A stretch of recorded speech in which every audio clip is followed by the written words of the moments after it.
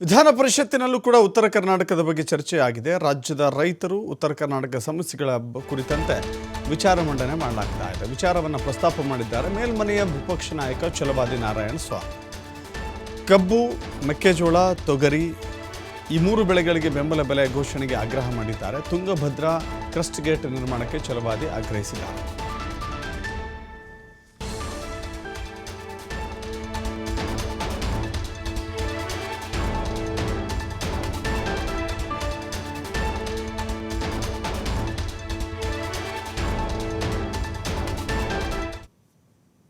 ಭಾಗದಲ್ಲಿ ಹಲವಾರು ರೈತರ ಸಮಸ್ಯೆಗಳಿವೆ. ಅದನ್ನೇ ಇಟ್ಟುಕೊಂಡು ಇವತ್ತು ಹೊರಗಡೆ ಕೂಡ ಹೋರಾಟ ನಡೆದಿದೆ. ನಾನು ಸದನಕ್ಕೆ ಬರೋದಕ್ಕೆ ಮುಂಚೆ ತಮ್ಮ ಪೀಠಕ್ಕೆ ಒಂದು ಪತ್ರವನ್ನು ನಾನು ಬರೆದಿದ್ದೆ. ಹಲವು ವಿಚಾರಗಳು ಚರ್ಚೆಗೆ ಬರಬಹುದು, ಆದರೂ ಕೂಡ ನಾವು ಬೆಂಗಳೂರಿನಲ್ಲಿ ನಡೆಯತಕ್ಕಂಥ ಸದನದ ಒಳಗಡೆ ಇಡೀ ಕರ್ನಾಟಕದ ಸಮಸ್ಯೆಗಳನ್ನು ಚರ್ಚೆ ಮಾಡಲಿಕ್ಕೆ ಅವಕಾಶ ಇದೆ, ಅಲ್ಲಿ ಮಾಡೋಣ.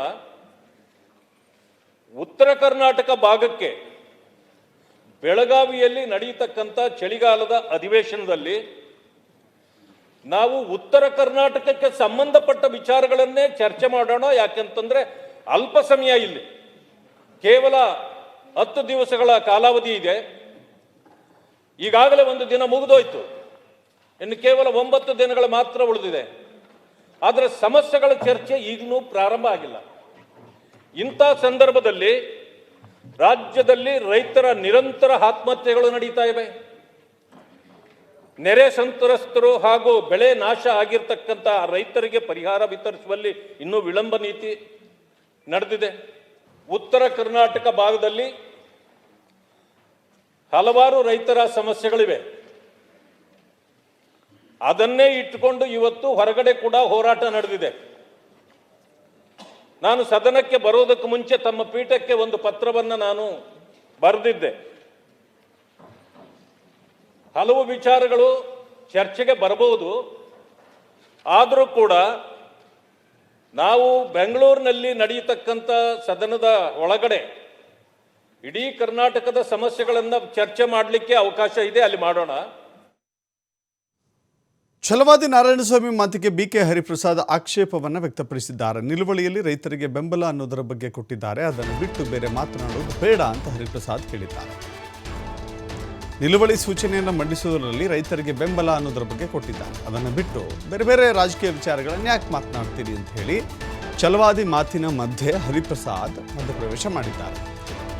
ನಾರಾಯಣಸ್ವಾಮಿ, ರೈತರಿಗೆ ನೀರು ಬೇಡವಾ? ರೂಲ್ಸಲ್ಲಿರೋ ರೀತಿಯಲ್ಲಿ ಸದನ ನಡೀತಾ ಇದೆಯಾ? ನಾನು ರೈತರ ಸಮಸ್ಯೆಗಳ ಬಗ್ಗೆ ಚರ್ಚೆ ಮಾಡ್ತಾ ಇದ್ದೇನೆ. 1 ವರ್ಷದಿಂದ ನೀ ಕೊಡೆ ನಾ ಬಿಡೆ ಅಂತ ಸಮಯ ಕಳೆದಿದ್ದೀರಿ. ಕುರ್ಚಿ ಕದನದ ಬಗ್ಗೆ ಪರೋಕ್ಷವಾಗಿ ಕುಟುಕಿದ್ದಾರೆ ವಿಪಕ್ಷ ನಾಯಕ ಛಲವಾದಿ ನಾರಾಯಣಸ್ವಾಮಿ.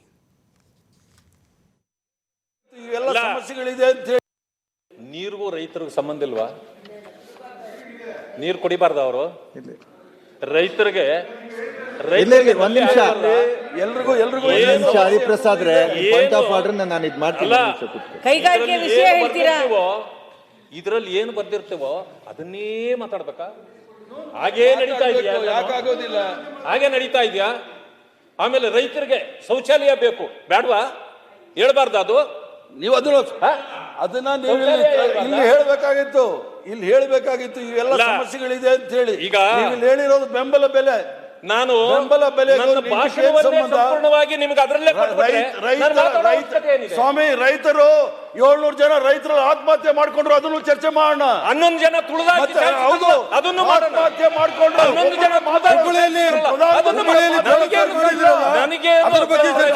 ಚರ್ಚೆ ಬಂದ್ಬಿಡುತ್ತೆ. ಆಗ್ತದೆ.